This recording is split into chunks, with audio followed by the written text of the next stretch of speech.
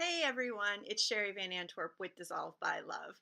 Want to share a story with you today, a true story about the Golden Buddha. And this was back in the 1950s. There was a new temple being built, and it was commissioned that several artifacts be brought to the location of the new temple. One of them being a 9 foot tall plaster Buddha. And in the process of moving this clay Buddha, it began to crack. And as they began to examine it more closely, it was discovered that underneath the plaster was actually a solid gold Buddha.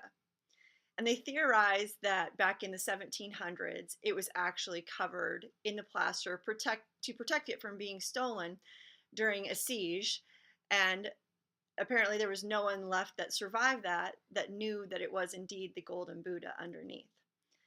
And I think this is such a good analogy for many of us in our day-to-day lives.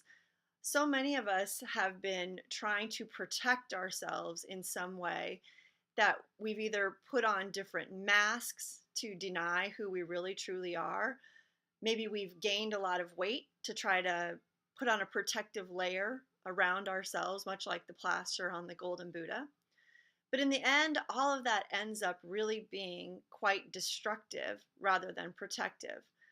When we're denying our true selves, it eventually has to come out. It's what they refer to as our shadow self. And when that shadow self eventually comes through, we've got to be able to forgive ourselves for doing that, accept it, and move on. So if you know that there's something that you've been denying about yourself or trying to keep hidden, I encourage you now to forgive yourself for that and to let it through. Let it shine. Let your unique self shine. Just like the Buddha. If you stay covered up, no one will ever know the true brilliance of you that lies within.